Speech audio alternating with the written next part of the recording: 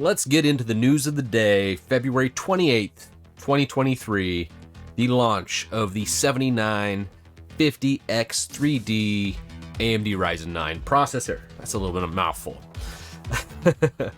But the big thing with this is it's doubling the cache that is used. So usually you have like 64 megs of L3 cache. This is upping it. I want to say it was even more than 128, but this is saying 128. It also is reducing the power usage from 170 watts to 120 watts, which is a pretty big deal. So you're going to be a lot more energy efficient. You're going to have a lot more cache, and you should have a lot more performance. Now, this is a Phoronix article, and it's $700 right now. Yeah, here it is, 144 meg cache for this. And he benchmarked it against the i9 13th gen processor, and it performed phenomenal. So here's the specs right here: 16 cores, 32 threads, massive amounts of cache, huge boost, and actually a pretty sensible power consumption. And this should be the new king of the processor land until the next release. It's neat. So this, I don't know how gimmicky the X3D is for gaming. So far from what I read from this article, because he did 140 something tests, the Ryzen 9 7950X 3D is performing extremely well ahead of the i9 13th gen processor.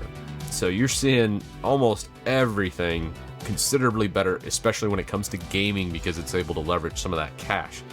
But the downside to this is a lot of this in Linux isn't fully realized yet. With anything, any new release of any processor, Linux usually trails a little bit because a lot of the commits are on those newer kernels, and we don't quite see all of this just yet. So that's why I'm kind of like, you might wait a little bit just to see what happens with the processor. But right now, if you're like one of those guys that has to keep up with the Joneses and buy the latest and greatest, best chip out in the market, you would go buy this chip, because right now it's about 9% faster. And he just goes through and breaks down all these different results. Let's scroll down to the bottom though, because that's where he kind of summarizes it all. I'm not going to go through each one of these tests. We'd be here for days. And you'll see down here, bam. I think towards the end, he kind of summarizes it right here. For nearly 400 benchmarks that he ran when taking the Geo, mean the 7950X 3D, it was a 97% the performance of the 7950X, and average being 60% less power consumption. Then we also have the extra cache on top of that, and that means non-gaming workloads was 11% faster than the i9 13th gen, with around 60% of the power. So, man, you can't really see that. Let me. Nope. I need to get better with the highlighter. Oh, you can't really at all. Jeez. Okay, let's just trash that. But that is the 7950X 3D. Neat. We got a new King processor for at least a couple months, probably. Me personally, though, I'm not going to get this. I'm in the process of downsizing a lot of my chips here. Right now, I'm just rocking the 5600X, which is good. And if we look, let's just pull this up. Right now, this is kind of what I've been rocking. And the Ryzen 5 5600X is an amazing value. I got this on sale. Right now, you can buy them for about $120. And they give really good performance to value. So probably one of the best value chips out.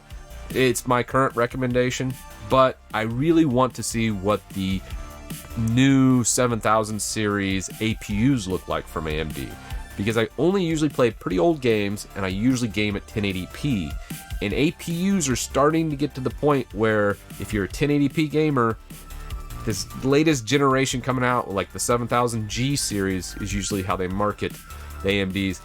I might be able to replace my entire system with that.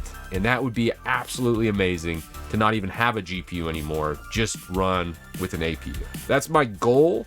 We'll see what those performance specs are when those do launch, and I think they will probably launch later this year. And that's when I might look at an upgrade, and then just ditching my graphics card here, and then just having one graphics card maybe for a pass-through to like a Windows VM or something like that. But That's kind of my goals and what I'm looking at. But it's still cool to see, hey, a new king to the CPU realm, and AMD's still really heavily competing with Intel, and Intel is somewhat keeping up. We'll see how it all shakes out in the future, but as of today, AMD's still kind of king.